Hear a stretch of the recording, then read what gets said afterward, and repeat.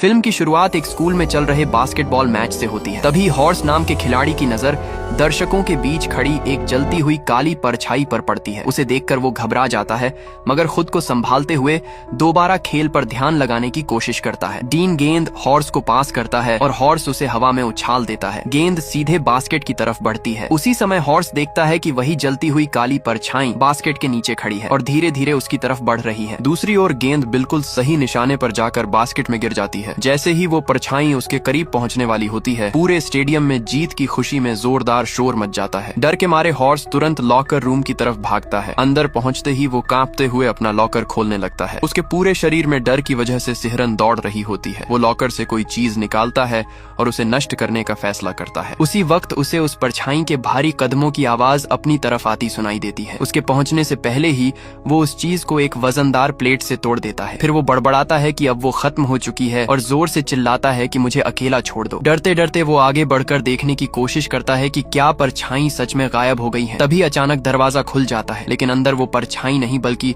उसके साथी खिलाड़ी आते हैं जो जीत का जश्न मना रहे होते हैं। इसके बाद हॉर्स नहाते हुए दिखाई देता है और उसे लगता है कि आखिरकार वो परछाई उसका पीछा छोड़ चुकी है। अचानक उसे अपनी पीठ से काला पानी निकलता हुआ नजर आता है। वो तुरंत शॉवर बंद कर देता है और पीछे मुड़कर देखता है। उसके सामने वही जलती हुई परछाई खड़ी होती है। वो अपना हाथ उसके मुंह के अंदर घुसा देती है और अगले ही पल हॉर्स का पूरा शरीर आग की लपटों में घिर जाता है। उसके साथी खिलाड़ी बाथरूम में दौड़कर आते हैं और अपने सामने हॉर्स को जिंदा जलता देखकर दहशत में आ जाते हैं। इसके बाद कहानी 6 महीने आगे बढ़ती है। अब हमारी मुलाकात क्रिस नाम की एक लड़की से होती है जो हाल ही में अपने कजिन रील के घर रहने आई है। वो अपने कमरे की खिड़की के पास बैठकर स्केच बना रही होती है। तभी रेल उसके लिए नाश्ता लेकर आता है और कहता है कि उसे तैयार हो जाना चाहिए क्योंकि आज उसे अपने नए स्कूल जाना है। जब दोनों स्कूल पहुंचते हैं तो क्रिस को पता चलता है कि उसे हॉर्स का पुराना लॉकर मिला है जिस पर अब भी उसका नाम लिखा हुआ है। क्रिस पूछती है कि हॉर्स कौन था, तो रियल बताता है कि उसका असली नाम मेसन रेमोर था और हॉर्स उसका निकनेम था। तभी डीन गुस्से में वहां आता है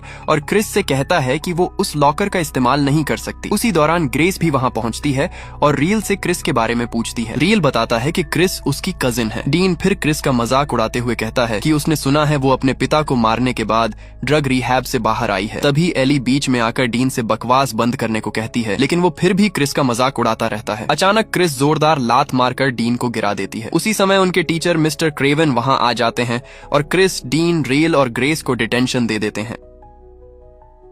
एली क्रिस का साथ देते हुए कुछ कहने की कोशिश करती है, लेकिन मिस्टर क्रेवन उसे भी डिटेंशन में भेज देते हैं। बाद में एली क्रिस से माफी मांगने की कोशिश करती है और कहती है कि बाकी लोगों की तरफ से वो शर्मिंदा है, लेकिन क्रिस ठंडे अंदाज में जवाब देती है कि उसे किसी की मदद या एहसान की जरूरत नहीं है। इसके बाद एली वहां से चली जाती है। लॉकर के पास खड़ी क्रिस को वही अजीब चीज मिलती है जिसे हॉर्स ने पहले तोड़ दिया था। वो उसे खोलती है और उसके अंदर एक खोपड़ी के आकार की रहस्यमयी चीज देखती है। ध्यान से देखने पर उसे पता चलता है कि वो किसी सीटी जैसी लग रही है। क्रिस उसे बजाने ही वाली होती है कि तभी स्कूल की घंटी बज जाती है, इसलिए वो रुक जाती है और उस चीज को अपने बैग में रख लेती है। इसके बाद पांचों लोग मिस्टर क्रेवन की डिटेंशन क्लास में पहुंचते हैं। इसी दौरान क्रिस के बैग से वो सीटी जैसी चीज गलती से निकलकर डेस्क पर गिर जाती है। क्रिस बताती है कि उसे वो अपने लॉकर में मिली थी। मिस्टर क्रेवन उसे उठाकर ध्यान से देखने लगते हैं। जब वो उसे और करीब से देखते हैं तो उस पर कुछ शब्द खुदे हुए नजर आते हैं। वो उन्हें पढ़ते हैं। ग्रेस उन शब्दों का मतलब बताती है और कहती है कि उनका अर्थ है मरे हुओं को बुलाना। क्रिस उस चीज को वापस लेने की कोशिश करती है, लेकिन मिस्टर क्रेवन उसे रोक देते हैं। वो कहते हैं कि क्योंकि ये स्कूल की संपत्ति पर मिली है,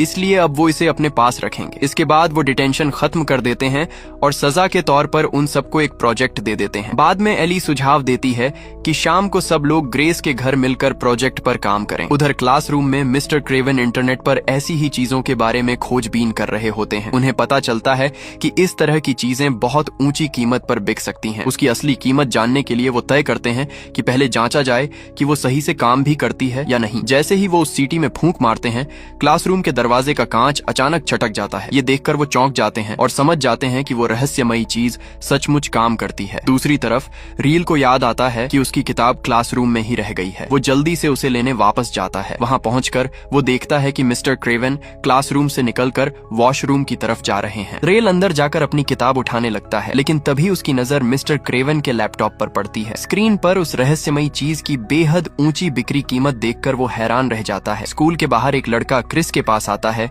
और उससे बात करने लगता है। वो अपना नाम नोआ बताता है और कहता है कि वो एक युवा पादरी है। क्रिस उसे बताती है कि उसे धर्म में ज्यादा दिलचस्पी नहीं है, लेकिन नोआ फिर भी उसे कभी अपने चर्च आने का निमंत्रण देता है। हालांकि अगले ही पल वो क्रिस को नशे की चीजें बेचने की कोशिश करने लगता है। उसी समय रेल बीच में आ जाता है, लेकिन नोआ आसानी से उसे काबू कर लेता है। वो रेल को धमकी देता है और वहां से चला जाता है। उसके जाने के बाद रेल क्रिस को बताता है कि इस शहर के माता पिता नोआ को बहुत सम्मान देते हैं और अपने बच्चों को उसके चर्च भेजते हैं, लेकिन असलियत में वो उन्हें नशे की चीजें बेचता है और उसकी वजह से एक बच्चे की मौत भी हो चुकी है। इसके बाद दृश्य फिर मिस्टर क्रेवन की तरफ जाता है, जो एक शानदार छुट्टी की बुकिंग कर रहे होते हैं, लेकिन तभी उन्हें एहसास होता है कि वो रहस्यमयी चीज गायब है। वो घबराकर उसे हर जगह ढूंढने लगते हैं, मगर वो कहीं नहीं मिलती। दूसरी ओर सभी लोग प्रोजेक्ट पर काम करने के लिए ग्रेस के घर इकट्ठा हो जाते हैं। तभी रील सबको वो रहस्यमयी चीज दिखाता है, जिसे उसने चुपके से मिस्टर क्रेवन की डेस्क से चुरा लिया था। उधर स्कूल में मिस्टर क्रेवन को गलियारे से कुछ अजीब आवाजें सुनाई देती हैं। वो जांच करने के लिए क्लासरूम से बाहर निकलते हैं और सफाई कर्मचारी चार्ली को आवाज लगाते हैं। उसी समय उनकी नजर एक आदमी पर पड़ती है, जो अस्पताल के कपड़े पहने हुए गलियारे में बिल्कुल स्थिर खड़ा होता है। मिस्टर क्रेवन उसे चेतावनी देते हैं कि उन्होंने सुरक्षा कर्मियों को बुला लिया है और स्कूल बंद हो चुका है। वो आदमी धीरे धीरे उनकी तरफ बढ़ने लगता है, लेकिन तभी अचानक चार्ली मिस्टर क्रेवन के पीछे आ जाता है, जिससे वो बुरी तरह चौंक जाते हैं। जब वो दोबारा सामने देखते हैं तो वो रहस्यमयी आदमी गायब हो चुका होता है। मिस्टर क्रेवन वापस अपने क्लासरूम में लौट आते हैं, लेकिन थोड़ी देर बाद उन्हें महसूस होता है कि सांस लेते समय उनके मुंह से धुआं निकल रहा है। अचानक वही डरावना आदमी उनके सामने प्रकट हो जाता है, जिसके मुंह से खून टपक रहा होता है। वो अपना हाथ मिस्टर क्रेवन के पेट के अंदर घुसा देता है और उनकी किडनी को जोर से दबाने लगता है। अगले ही पल मिस्टर क्रेवन के सिर के बाल और दाढ़ी झड़ जाते हैं। उनके मुंह से खून बहने लगता है और उनका चेहरा धीरे धीरे उसी भयानक प्राणी जैसा दिखने लगता है। कुछ ही क्षण बाद वो जमीन पर गिर पड़ते हैं और उनकी मौत हो जाती है। इसके बाद दृश्य फिर ग्रेस के घर पर पहुंचता है, जहां उसका छोटा भाई टिमी बालकनी से उन सबको देख रहा होता है। ग्रेस उसे वापस अपने कमरे में जाने के लिए कहती है। फिर वो उस रहस्यमयी चीज को देखकर उसकी तारीफ करती है और कहती है कि वो बहुत खूबसूरत लगती है। डीन उसे उस सीटी में फूंक मारने के लिए उकसाता है, लेकिन क्रिस फैसला करती है कि अब उसे वहां से निकल जाना चाहिए। एली उसे रोकने की कोशिश करती है, मगर तभी ग्रेस उस रहस्यमयी सीटी में फूंक मार देती है। तुरंत एक बेहद तेज और कान फाड़ देने वाली आवाज पूरे घर में गूंज उठती है। सब लोग अपने कान ढक लेते हैं। कुछ देर बाद जब सब कुछ शांत हो जाता है तो क्रिस वहां से चली जाती है। एली उसके पीछे बाहर आती है और उसे हार्वेस्ट फेस्टिवल में आने का निमंत्रण देती है। वो समझाती है कि शायद ये आखिरी मौका हो जब सब लोग इस तरह एक साथ हों, क्योंकि जल्द ही हर कोई अपनी अपनी जिंदगी में आगे बढ़ जाएगा। तभी रील भी बाहर आ जाता है। एली क्रिस से कहती है कि फेस्टिवल के बारे में उसे मैसेज जरूर करना। इसके बाद एली वहां से चली जाती है। उस रात क्रिस एली को मैसेज भेजने की कोशिश करती है, लेकिन वो बार बार अपना संदेश मिटाकर दोबारा लिखती रहती है, क्योंकि उसे समझ नहीं आता कि क्या कहे। आखिरकार वो लिखती है कि उसे कहीं भी जाने से डर लगता है और उसे डर है कि वो अपनी जिंदगी फिर से खराब कर सकती है। फिर भी वो एली को बेहतर तरीके से जानना चाहती है। वो ये भी लिखती है कि पूरे साल में एली की मुस्कान सबसे अच्छी चीज है जो उसने देखी है। उसी समय क्रिस खिड़की से बाहर देखती है। उसे अपने घर के सामने पेड़ की एक शाखा पर कोई खड़ा दिखाई देता है। हैरानी की बात यह होती है कि वो शख्स बिल्कुल क्रिस जैसा दिख रहा होता है। तभी अचानक रील उसके कमरे में आ जाता है, जिससे क्रिस बुरी तरह चौंक जाती है। क्रिस उसे बताती है कि अभी कोई पेड़ पर खड़ा था, लेकिन जब दोनों दोबारा बाहर देखते हैं तो वहाँ कोई नहीं होता। गलती से क्रिस वही लंबा संदेश एली को भेज देती है। कुछ ही देर बाद एली की तरफ से सकारात्मक जवाब आता है। क्रिस शर्मिंदगी महसूस करती है और रील को पूरा मैसेज दिखाती है। उधर ग्रेस स्विमिंग पूल के पास बैठी अपने प्रोजेक्ट पर काम कर रही होती है। तभी उसे कोई आवाज सुनाई देती है। एक धीमी फुसफुसाहट उसका नाम पुकारती है। ग्रेस सोचती है कि शायद उसका छोटा भाई टिमी उसे बुला रहा है। वो पूल से बाहर निकलती है। फिर उसे वही फुसफुसाहट दोबारा सुनाई देती है। वो सावधानी से आगे बढ़ती है। अचानक उसके पीछे से कोई आवाज आती है। जैसे ही वो मुड़कर देखती है, कोई चीज तेजी से उसके पीछे से रेंगती हुई निकल जाती है। फिर उसकी नजर फर्नीचर के पीछे छिपे किसी व्यक्ति पर पड़ती है। उसे लगता है कि शायद डीन उसे डराने की कोशिश कर रहा है। घबराते हुए वो फर्नीचर की तरफ बढ़ती है, लेकिन जब पीछे झांक कर देखती है तो वहाँ कोई नहीं होता। तभी अचानक कोई उसे छू लेता है। ग्रेस चीख पड़ती है और तुरंत तुरंत पीछे मुड़ती है। वहाँ थोड़ी दूरी पर टिमी खड़ा होता है। वो बताता है कि उनकी माँ उसे अंदर बुला रही है। इस पूरी घटना से ग्रेस बुरी तरह डर जाती है। अगली सुबह स्कूल में मिस्टर क्रेवन की मौत पर शोक सभा रखी जाती है। ग्रेस क्रिस और रेल को बताती है कि पिछली रात मिस्टर क्रेवन की मौत हो गई थी। एली कहती है कि उन्हें फेफड़ों का कैंसर था। सभा के दौरान एली की नजर अपने सामने बैठी एक लड़की पर पड़ती है। अचानक उस लड़की का सिर कांपने लगता है और हड्डियों के चटकने जैसी डरावनी आवाजें आने लगती हैं। धीरे धीरे वो अपना सिर पीछे की ओर मोड़ती है। फिर उसका चेहरा बदलकर एली जैसा दिखने लगता है। इसके बाद वो धीरे से एली का नाम फुसफुसाती है। उसी समय ग्रेस कंकाल वाली सीटी वापस क्रिस को लौटा देती है। जब एली दोबारा सामने देखती है तो वो रहस्यमयी लड़की गायब हो चुकी होती है। इसके बाद क्रिस फैसला करती है कि उसे वो रहस्यमयी चीज मेसन के परिवार को लौटा देनी चाहिए। एली उसकी बात से सहमत हो जाती है और उसके साथ चलने की पेशकश करती है। फिर दोनों मेसन के घर पहुंचती हैं। वहां पहुंचकर क्रिस दरवाजा खटखटाती है, लेकिन उसे पता चलता है कि दरवाजा पहले से खुला हुआ है। दोनों अंदर चली जाती हैं और आवाज लगाकर पूछती हैं कि घर में कोई है या नहीं। तभी क्रिस को एक कमरे से कोई आवाज सुनाई देती है। वो अंदर झांक कर देखती है और पाती है कि कमरा तरह तरह की पुरानी और कीमती चीजों से भरा हुआ है। उसी समय मेसन की दादी आईवी सीढ़ियों से नीचे आती है। वो बताती है कि बैंक जल्द ही उनका घर अपने कब्जे में लेने वाला है। इसके बाद वो क्रिस और एली को उस कमरे में ले जाती है जहाँ पुरानी दुर्लभ चीजों का बड़ा संग्रह रखा हुआ होता है। आईवी बताती है कि उन्होंने अपनी पूरी जिंदगी दुनिया भर में घूमकर ऐसी दुर्लभ चीजें इकट्ठा की हैं। वो कहती हैं कि हर संस्कृति, धर्म और सोच का मौत के बारे में अपना अलग विश्वास होता है। जब क्रिस पूछती है कि क्या ये कंकाल वाली सीटी भी उनके संग्रह का हिस्सा है और बताती है कि उसे ये मेसन के लॉकर में मिली थी, तो आईवी जवाब देती हैं कि क्रिस ने इस चीज को नहीं ढूंढा, बल्कि इस चीज ने क्रिस को ढूंढा है, ठीक वैसे ही जैसे इसने पहले उनके पोते को ढूंढा था और कभी उन्हें भी। फिर आईवी बताती हैं कि कई साल पहले उन्हें ये चीज ग्वाटेमाला की एक पिछली गली के बाजार में मिली थी। उनके मुताबिक इस चीज ने उनकी बेटी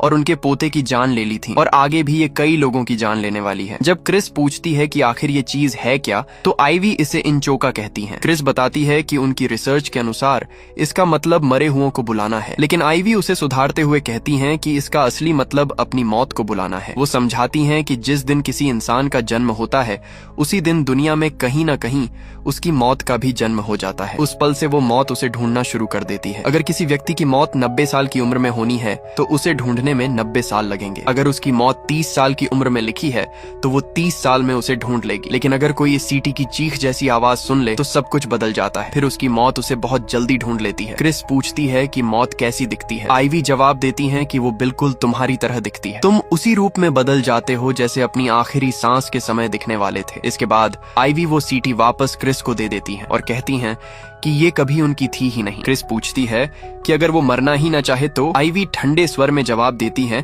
कि फिर तुम्हें पैदा ही नहीं होना चाहिए था। घर से बाहर निकलने के बाद एली कहती है कि शायद आईवी किसी बीमारी से जूझ रही है और दवाइयां ले रही हैं। क्रिस भी उसकी बात से सहमत हो जाती है, लेकिन फिर पूछती है कि क्या संभव है कि मिस्टर क्रेवन ने भी मेसन की तरह इस सीटी का इस्तेमाल किया हो। एली कहती है कि ऐसा हो सकता है। वो बताती है कि जिस अस्पताल में वो काम करती है वहाँ शायद मिस्टर क्रेवन की मेडिकल फाइलें मौजूद हों। दोनों फैसला करती हैं कि उन्हें अस्पताल जाकर रिकॉर्ड देखने चाहिए। अस्पताल पहुंचकर वो रिकॉर्ड रूम में घुस जाती हैं और मेसन की फाइल ढूंढ लेती हैं। रिपोर्ट में लिखा होता है कि मेसन की पहचान उसके दांतों के रिकॉर्ड से की गई थी, क्योंकि उसका शरीर बुरी तरह जल चुका था। तभी एक दूसरा डॉक्टर कमरे में आ जाता है, जिससे दोनों लड़कियों को छिपना पड़ता है। फाइल पढ़ते हुए क्रिस पूछती है कि मेसन की उम्र कितनी थी जब उसकी मौत हुई थी। एली बताती है कि वो 17 साल का था, लेकिन क्रिस रिपोर्ट की ओर इशारा करते हुए कहती है कि इसमें लिखा है कि उसका शरीर लगभग 40 के आखिरी वर्षों वाले व्यक्ति जैसा लग रहा था। ये सुनते ही दोनों को आईवी की बात याद आ जाती है कि इंसान उसी रूप में बदल जाता है जैसा वो अपनी आखिरी सांस के समय होता। एली को एहसास होता है कि मेसन की असली मौत तो 40 की उम्र के आखिरी हिस्से में होनी थी और मिस्टर क्रेवन की मौत भी भविष्य में कैंसर की वजह से होने वाली थी। अचानक दोनों लड़कियों को पूरी सच्चाई समझ आ जाती है। उन्होंने भी उस सीटी की आवाज सुनी थी। उन्हें एहसास होता है कि अब वो सभी खतरे में हैं। इसलिए वो तुरंत बाकी लोगों को चेतावनी देने का फैसला करती हैं। इसके बाद दृश्य हार्वेस्ट फेस्टिवल की तरफ बदल जाता है। रेल पूरी तरह तैयार होकर फेस्टिवल में पहुंचता है। वहां मौजूद लगभग सभी लोग भूतों जैसी पोशाकें पहने हुए होते हैं। तभी रेल देखता है कि ग्रेस नोआ से नशे की चीजें ले रही है। रेल उसके पास जाता है और आखिरकार अपने दिल की बात कह देता है। वो ग्रेस ग्रेस से अपने प्यार का इजहार कर देता है। ग्रेस बहुत नरमी से उसे मना कर देती है। वो कहती है कि रील एक अच्छा इंसान है और कोई दूसरी लड़की उसके साथ उससे कहीं ज्यादा खुश रहेगी। इसके बाद ग्रेस भागकर डीन के पास पहुंचती है और उसे गले लगा लेती है। वो डीन को चुनौती देती है कि वो भूल भुलैया के बीच में लगी घंटी तक पहुंचेगी और 2 मिनट के अंदर उसे बजाकर दिखाएगी। उधर एली और क्रिस भी फेस्टिवल में पहुंच जाती हैं। बाहर उनकी मुलाकात फिर से नोआ से होती है। नोआ एक बार फिर क्रिस को नशे की चीजें बेचने की कोशिश करता है। एली तुरंत उसे लात मार देती है। इसके जवाब में नोआ चाकू निकाल लेता है, लेकिन क्रिस फुर्ती से उसका चाकू छीन लेती है। वो नोआ को याद दिलाती है कि उसके बेचे हुए नशे की वजह से एक बच्चे की मौत हो चुकी है। इसके बाद क्रिस उसी चाकू से उसकी नाक काट देती है और एली के साथ फेस्टिवल के अंदर भाग जाती है। भूल भुलैया के अंदर ग्रेस आगे बढ़ती रहती है। रास्ते में भूतों की पोशाक पहने लोग अचानक सामने आकर उसे डराने की कोशिश करते हैं, लेकिन ग्रेस लगातार बीच में लगी घंटी को ढूंढती रहती है। अचानक उसकी नजर अपने सामने खड़ी एक बूढ़ी औरत पर पड़ती है। वो औरत धीरे धीरे उसकी तरफ मुड़ती है और फुसफुसाकर उसका नाम लेती है। ग्रेस डर कर वहां से भागने की कोशिश करती है, लेकिन अगले ही पल वही बूढ़ी औरत फिर उसके सामने दिखाई देने लगती है और उसका पीछा करना शुरू कर देती है। घबराकर ग्रेस डीन को फोन करती है। उसे लगातार कोई उसका नाम फुसफुसाता हुआ सुनाई देता रहता है। वो डीन को उस बूढ़ी औरत के बारे में बताती है, लेकिन डीन उसकी बात को गंभीरता से नहीं लेता।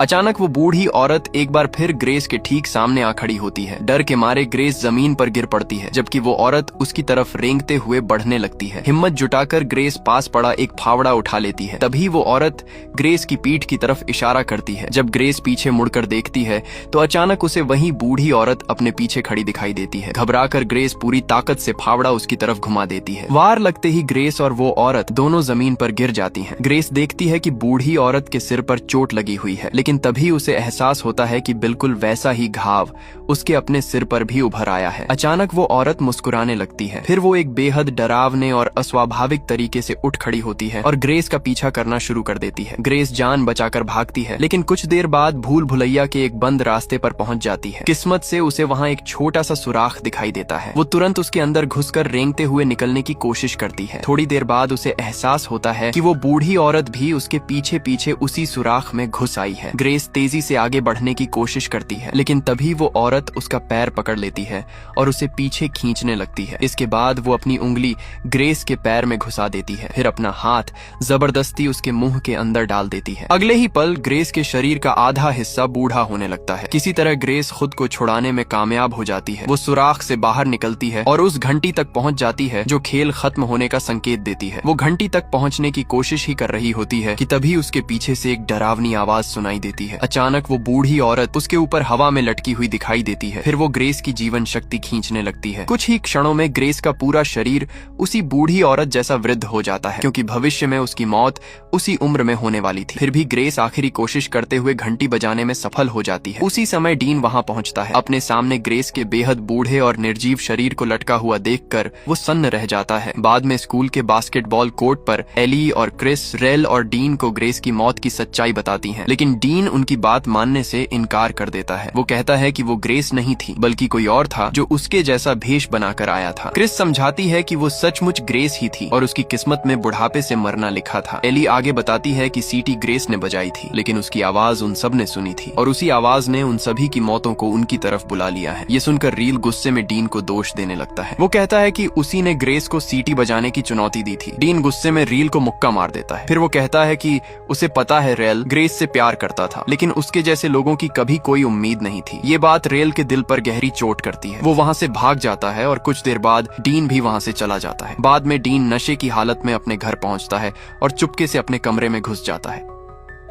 जैसे ही वो लाइट ऑन करता है, उसे शीशे में एक साया दिखाई देता है। उसे देखकर वो बुरी तरह डर जाता है। वो आदमी धीरे धीरे उसकी तरफ बढ़ने लगता है, लेकिन जैसे ही डीन तेज रोशनी वाली दूसरी लाइट जला देता है तो वो साया गायब हो जाता है। उधर रील बारिश में अकेला बैठा होता है। एली क्रिस को बताती है कि रेल बचपन से ही ग्रेस से प्यार करता था। क्रिस कहती है कि उन्हें इस श्राप को रोकने का कोई तरीका ढूंढना होगा, इसलिए दोनों फिर से आईवी के पास जाने का फैसला करती हैं। रास्ते में क्रिस अपनी पुरानी कहानी एली को बताती है। वो बताती है कि लगभग 1 साल पहले उसने उसने नशे की बहुत ज्यादा मात्रा ले ली थी। उसके पिता ने उसे पाया और तुरंत अस्पताल ले जाने के लिए निकल पड़े, लेकिन रास्ते में उनकी कार एक ट्रक से टकरा गई। क्रिस को लगता है कि उसके अपने फैसलों की वजह से उसके पिता की जान गई और वो इस बात को कभी बदल नहीं सकती। एली उसकी पूरी बात ध्यान से सुनती है और कहती है कि हर इंसान अपने अंदर किसी न किसी बोझ को लेकर जीता है। उधर रेल अब भी बारिश में बैठा होता है। अचानक उसे लगता है कि बारिश का पानी खून में बदल गया है। फिर उसे अपनी मौत के डरावने दृश्य दिखाई देने लगते हैं। वो खुद को उस स्टील मिल की विशाल मशीन के अंदर पिसता हुआ देखता है जहां वो पार्ट टाइम काम करता है, लेकिन कुछ ही पलों बाद सब कुछ फिर से सामान्य हो जाता है। अगले दिन क्रिस, एली और रेल फिर से आईवी से मिलने जाते हैं। अब आईवी की हालत बेहद खराब हो चुकी होती है और साफ दिखाई देता है कि वो मौत के बहुत करीब है। क्रिस उन्हें बताती है कि श्राप पहले ही उनकी एक दोस्त की जान ले चुका है और पूछती है कि क्या इसे रोकने का कोई तरीका है। आईवी समझाती है कि मौत को रोका नहीं जा सकता, एक बार उसे बुला लिया जाए तो वो कभी पीछे नहीं हटती। हालांकि वो ये भी बताती हैं कि उसका रास्ता बदलने का एक तरीका जरूर है, अपनी मौत के बदले किसी और की जिंदगी दे दो। वो समझाती हैं कि जब मौत करीब आ जाए तो इंसान अपने खून से किसी दूसरे व्यक्ति को चिन्हित कर सकता है और उसे इन चोका के लिए बलि के रूप में पेश कर सकता है। ऐसा करने पर श्राप उस व्यक्ति को छोड़कर उसकी जगह उस बलि को अपना निशाना बना लेता है। उसी समय क्रिस को अचानक अपनी मौत दिखाई देती है। उसके पीछे एक डरावनी आकृति खड़ी होती है जिसकी बांह में एक सिरिंज धंसी हुई होती है। वो धीरे से क्रिस का नाम फुसफुसाती है और फिर गायब हो जाती है। इसके बाद आईवी कहती हैं कि मरना इंसान की पसंद नहीं होता, वो तो तय है, लेकिन कैसे जीना है ये इंसान के अपने हाथ में होता है। इतना कहने के बाद आईवी वहीं दम तोड़ देती है। बाद में रियल कहता है कि कम से कम अब उन्हें बचने का तरीका तो पता चल गया है, लेकिन एली साफ मना कर देती है। वो कहती है कि खुद को बचाने के लिए वो किसी दूसरे इंसान की जान नहीं ले सकती। तब क्रिस उन्हें बताती है कि उसने अभी अभी अपनी मौत देखी है। उस आकृति की बांह में सिरिंज लगी हुई थी जिससे लगता है कि उसकी मौत नशे की अधिक मात्रा लेने से होने वाली थी। रियल कहता है कि अब उन सभी ने अपनी अपनी मौत देख ली है। इसके बाद वो गुस्से में अपनी कार लेकर वहां से चला जाता है। दृश्य फिर डीन की तरफ जाता है। ग्रेस की मौत का सदमा अभी भी उस पर गहरा असर डाल रहा होता है। वो टीवी पर उसकी मौत से जुड़ी खबरें देख रहा होता है। अचानक उसकी नजर अपने कमरे के दरवाजे के हैंडल पर पड़ती है जो धीरे धीरे हिलने लगता है। उसे लगता है कि शायद उसके माता पिता आए हैं, इसलिए वो उठकर देखने जाता है, लेकिन दरवाजा धीरे धीरे खुलता है और उसके पीछे से एक हाथ दिखाई देता है। डर कर डीन उस तरफ एक कुर्सी फेंक देता है। बाहर से उसके माता पिता पूछते हैं कि अंदर क्या हो रहा है, लेकिन डीन उन्हें अंदर आने से मना कर देता है क्योंकि उसे डर होता है कि वो भयानक आकृति भी अंदर आ जाएगी। वो जल्दी जल्दी फर्नीचर खींचकर दरवाजे के सामने लगाने लगता है, जबकि उसके माता पिता लगातार दरवाजा खोलने की विनती करते रहते हैं। तभी अचानक उसकी मौत उसके पीछे प्रकट हो जाती है। डीन की किस्मत में एक भयानक दुर्घटना में मरना लिखा था। अब वो आकृति उसी मौत को उस पर थोपने लगती है। ऐसा लगता है जैसे किसी अदृश्य वाहन ने उसे जोरदार टक्कर मार दी हो। सबसे पहले उसकी टांग टूट जाती है, फिर उसकी उंगलियां टूटने लगती हैं। उसके बाद उसका एक हाथ बुरी तरह फट जाता है। धीरे धीरे उसके शरीर की लगभग सारी हड्डियां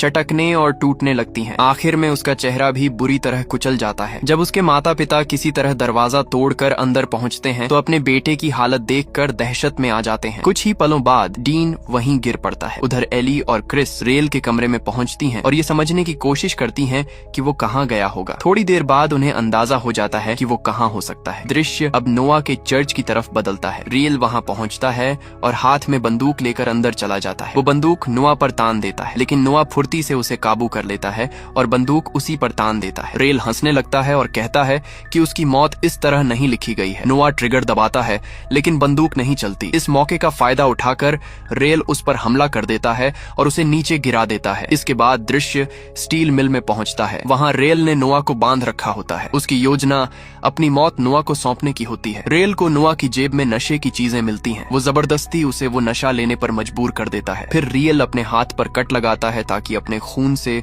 नोआ को चिन्हित कर सके। जैसे ही वो रस्म पूरी करने के लिए नोआ की तरफ बढ़ता है तभी एली और क्रिस वहां पहुंच जाती हैं और उसे रोक देती हैं। रेल गुस्से में कहता है कि ये बिल्कुल गलत है। उसके मुताबिक नोआ जैसा अपराधी जिंदा रहे और उनकी तरह निर्दोष लोग मर जाएं, ये किसी भी तरह न्याय नहीं है। रेल दोबारा नोआ की तरफ बढ़ने लगता है। वो अब भी अपनी योजना पूरी करने पर अड़ा होता है। जैसे ही वो अपने खून से नोआ को चिन्हित करने वाला होता है, क्रिस उसे रोक लेती है और कहती है कि उसे ऐसा करने की जरूरत नहीं है। वो लोग कोई दूसरा रास्ता ढूंढ सकते हैं। रील कुछ पल रुकता है, फिर मुड़कर कहता है कि एक न एक दिन हर इंसान को मरना ही पड़ता है। क्रिस जवाब देती है कि वो बिल्कुल सही कह रहा है और यही बात उन्हें इस श्राप को हराने का तरीका भी देती है। जब रील पूछता है कि कैसे, तभी अचानक उसकी मौत उसके सामने प्रकट हो जाती है। वो डरावनी आकृति उसका हाथ पकड़ लेती है। अगले ही पल उसका शरीर ऐसे मुड़ने और दबने लगता है जैसे वो किसी विशाल मशीन के अंदर फंस गया हो। ये भयानक दृश्य देखकर नोआ बुरी तरह डर जाता है और वहीं गिर पड़ता है। एली और क्रिस पूरी कोशिश करती हैं कि रील को बचा लें, लेकिन वो कुछ नहीं कर पाती क्योंकि उसकी मौत ठीक इसी तरह होने वाली थी। उनकी आंखों के सामने रेल बेहद दर्दनाक तरीके से मर जाता है। उसकी मौत क्रिस को अंदर तक तोड़ देती है। इसके बाद एली और क्रिस वहां से बाहर भागती हैं। क्रिस कहती है कि उन्होंने मौत को बुलाया था और अब उससे भाग नहीं सकते, लेकिन वो ये भी कहती है कि मरना और हमेशा के लिए मरा रहना दोनों अलग बातें हैं। तभी उसके दिमाग में एक नई योजना आती है। उनका इरादा कुछ समय के लिए अपने दिल की धड़कन रोकने और फिर एक दूसरे को वापस जिंदा करने का होता है। इसके लिए वो इंसुलिन और बर्फ से भरे पानी का इस्तेमाल करके खुद को मारेंगे, फिर डिफिब्रिलेटर की मदद से एक दूसरे को वापस जीवित करेंगे। उनका मानना होता है कि अगर वो थोड़ी देर के लिए मरकर वापस लौट आई तो उनकी मौत पूरी मानी जाएगी और श्राप के पास उनसे लेने के लिए कुछ नहीं बचेगा। दोनों अपनी योजना के लिए पूरी तैयारी कर लेती हैं। शुरुआती योजना के अनुसार पहले एली को मरना था और फिर क्रिस उसे वापस जिंदा करती, लेकिन आखिरी समय पर एली फैसला बदल देती है। वो चाहती है कि पहले क्रिस ये प्रक्रिया करे क्योंकि वो हर कीमत पर क्रिस को बचाना चाहती है। एली क्रिस को इंसुलिन का इंजेक्शन देती है। क्रिस की मौत कमरे में दिखाई देती है और मुस्कुराने लगती है। एली क्रिस को बर्फ से भरे पानी के टब में डाल देती है। धीरे धीरे क्रिस को महसूस होने लगता है कि वो डूब रही है और जिंदगी उससे दूर होती जा रही है। कुछ देर बाद एली उसे बाहर निकालकर फर्श पर लिटा देती है। अब एली योजना के मुताबिक उसे वापस जिंदा करने की कोशिश शुरू करती है। उधर नोआ को होश आ जाता है। वो किसी तरह अपने बंधन खोल लेता है और बंदूक उठा लेता है। इसी बीच एली पूरी ताकत से क्रिस को वापस लाने की कोशिश करती रहती है, लेकिन क्रिस की मौत लगातार उसे अपनी तरफ खींच रही होती है। एली बार बार सीपीआर देती है और हार मानने से इनकार कर देती है। कुछ ही देर में एली को एहसास होता है कि उसकी अपनी मौत भी वहां पहुंच चुकी है। क्रिस की मौत लगातार उस पर हावी होने की कोशिश करती रहती है, जबकि एली उसे वापस लाने के लिए संघर्ष करती रहती है। तभी नोआ वहां पहुंच जाता है जहां एली और क्रिस मौजूद होती हैं। गुस्से में वो चिल्लाकर पूछता है कि वो लोग कौन सा शैतानी कर्मकांड कर रही हैं। इसके बाद वो एली पर गोली चला देता है। गोली लगने के बावजूद एली क्रिस को जिंदा करने की कोशिश नहीं छोड़ती। उधर क्रिस जिंदगी और मौत के बीच कहीं भटक रही होती है। तभी उसे एली की आवाज सुनाई देती है जो उसे वापस बुला रही होती है। क्रिस को एली के साथ बिताए हुए सारे पल याद आने लगते हैं। वो अपनी मौत के खिलाफ पूरी ताकत से लड़ती है। आखिरकार बड़ी मुश्किल से वो वापस जिंदगी में लौट आती है, लेकिन आंखें खुलते ही वो देखती है कि एली की मौत उसके पास बैठी हुई है और एली जमीन पर निश्चल पड़ी है। उसी समय नोआ वहां आता है। वो बेहद घबराया हुआ होता है, हाथ में बंदूक लिए बदला लेने के लिए तैयार।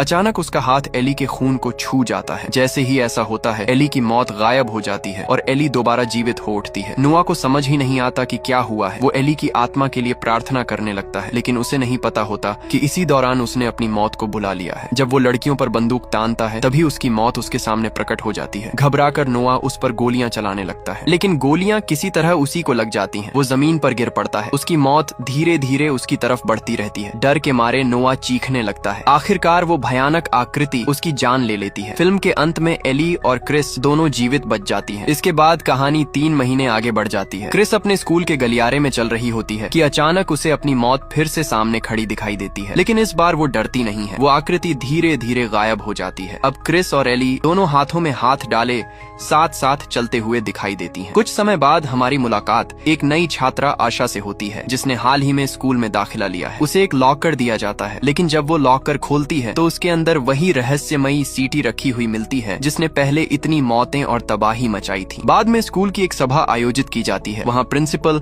सभी छात्रों के सामने आशा का परिचय कराते हैं और घोषणा करते हैं कि वो वायलिन पर स्कूल का एंथम बजाएगी। पूरा स्कूल तालियां बजाकर उसका स्वागत करता है। वायलिन बजाने से पहले आशा अपनी जेब से वही रहस्यमयी सीटी निकालती है। जैसे ही क्रिस और एली उसे देखते हैं दोनों घबराकर जोर से चिल्लाती हैं और उसे रोकने की कोशिश करती हैं, लेकिन तब तक बहुत देर हो चुकी होती है। आशा सीटी में फूंक मार देती है। तुरंत वही कान फाड़ देने वाली डरावनी आवाज पूरे स्कूल में गूंज उठती है और कहानी यहीं खत्म हो जाती है।